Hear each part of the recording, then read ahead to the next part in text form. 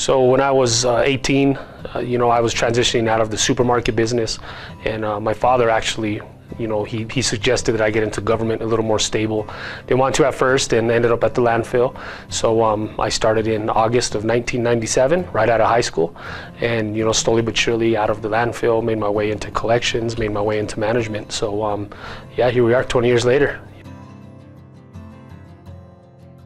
My initial reaction to when my superintendent said, hey Rob, we got you going into class, I was, no. I wasn't a classroom guy. Anyone that's known me for more than 10 minutes will know that I'm not a classroom guy. So I was real hesitant until about 4 weeks in, and something just clicked. I couldn't really recall what the lesson was about or what the facilitator mentioned, but it just clicked. And the last 4 weeks were a blur. I really enjoyed it, and I'm so thankful that my boss forced me to go, because it ended up being something that I really enjoy and really value, and something that I put into practice today.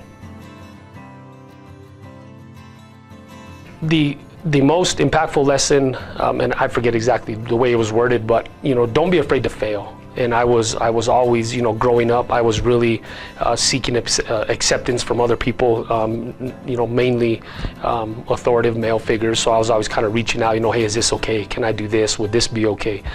Going through the Entrepreneurial Mindset program, it really taught me to say, just go ahead and try it. And if it doesn't work, well, that's okay, because that's what leaders do, and they learn from their mistakes. So it was real comforting to know as I'm getting older in my career, the networking part of it is what I'm really starting to lean into, because now I'm able to network out of different departments and tap into various resources that I can use. So I'm really trying to balance the two and not really seek acceptance, but I'm not trying to go full reign and just go out and do whatever I want, but also network out and say, hey, how does this look? How does your department fit into this, or how can we fit into what your department's got going on?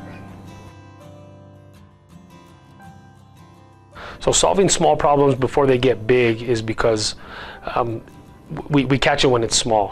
One of my previous employers said, if you catch a fire when it's still a spark, then it doesn't turn into a flame.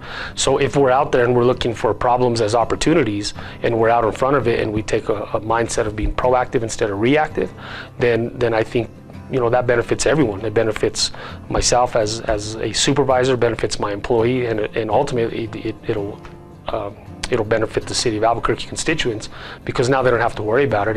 And being in the solid waste industry, trash is kind of one of those things that you don't really think about until they miss it. So if we could give all of our employees the tools and resources to not miss their trash, then we don't have a problem with customers calling in, or our 311 system isn't blowing up with missed trash. So while I was in the Entrepreneurial Mindset class, I was a M14 supervisor for the collections division. And when I came out of that, I was just able to take on some more responsibilities, some more projects with the mindset that it's okay to fail. It's okay to try something, and if it doesn't work out, that it's okay, we'll just try it again. So in that, I was upgraded into one of our new software programs, Fleetmind, as a training specialist, and that went 90 days.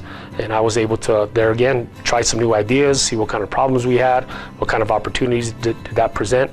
So I really got my name out there, and kind of my thought process, which was fresh at our department, because we kind of had that old mentality of, well, we've never done it that way, we've always done it this way. So thankful to my previous director and previous superintendent, who gave me that wiggle room to go ahead and try new ideas. So after completion of Entrepreneurial Mindset, it still took me about a year and a half to gain some traction in terms of promotional abilities.